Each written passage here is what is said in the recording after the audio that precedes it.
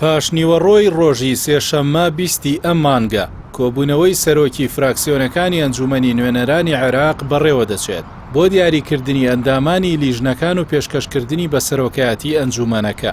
سەرەتا سەرۆکی تەمەن بۆ لیژنەکان دیاری دەکرێت و دواتر بە پێی ڕێکەوتن و دابەشکردنی نێوان فراکسیۆنەکان سەرۆک و جێگر و بڕیاردەر بۆ لیژنەکان هەڵدەبژێردرێن.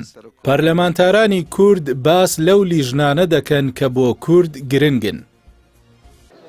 ئەو یاسانەی کە لێرە دەرئەچوێنرێن پەیوەندێکی ڕاستەوخۆ و ناڕاستەخۆی هەیە بە هەرێمی کوردستانەوە. بۆیە ئەو لیژنانەی کە گرنگن بۆ هەرێمی کوردستان یەکەمیان لیژنەی مالیە، چونکە مەسئلەی مالی پەیوەندی هەیە بە تاک بە تاکی هەموو هاوڵاتانی عێراق لە ناویانە هەرێمی کوردستان و بە تایبەتیش ئێمە گرفتی موچەمان هەیە. دوای ئەوە لیژنەی قانونیمان هەیە و لیژنەی قانونی ئەو یاسانە تەشریعەکە کە باوڵێن شمولی هەموو تاکی عێراقیەکە. لیژنەی خەدەماتمان هەیە و لیژنەی مەواردی مائیمان هەیە، لیژنەی تاقەمان هەیە. پێم وایە ئەمانە لیژنە ئەساسیەکان کە بێ کورد خۆی ئامادەکە بۆی خەڵکی بە توانایی بخاتە ناو ئەو لیژنانەوە. دوای لیژانی ثانەویمان هەیە، ئەوەش ئەکەوێتە سەر و کوتلانەی کەوە ژمارەی پەرلەمانتارانیان بەشی ئەوە کاکە لە لیژانی ترا هەبن، ئەو لیژنانی تریش بە هەندوەرگیرن. لە خولی پێنجەمی ئەنجومەنی نوێنەرانی عێراقدا سەرۆکی 4 لیژنە بۆ کورد بووە. ئەوانیش لیژنەکانی یاسایی، تەندروستی، دەرەوە، کۆچ و کۆچبەران بوون. پەرلەمانتارێکی کورد پێی وایە وەرگرتنەوەی سەرۆکایەتی ئەو 4 لیژنەیە بۆ کورد گرنگە.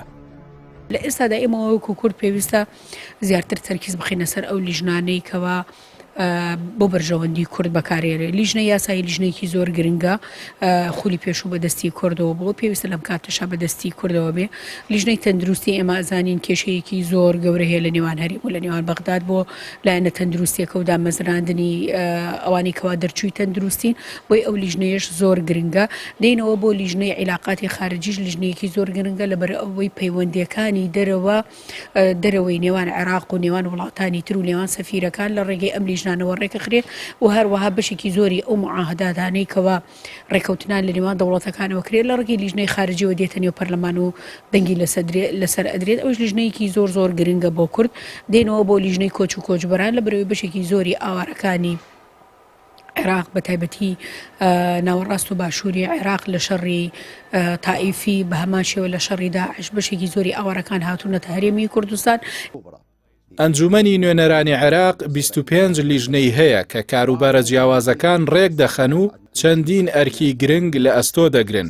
فراکسیۆنە کوردستانیەکان لە هەوڵدان سەرۆکایەتی 5 لیژنە وەربگرن و لە لیژنەکانی دیکەشدا جێگر و بڕیاردەر و ئەندامانی پێویستیان هەبێت تا لە هەموو بوارەکاندا نوێنەرایەتێکی تەواوی کورد هەبێت لە پێناو چارەسەری کێشەکانی نێوان هەرێم و بەغداد و بەدەستێنانی مافەکانی هاوڵاتیانی هەرێم.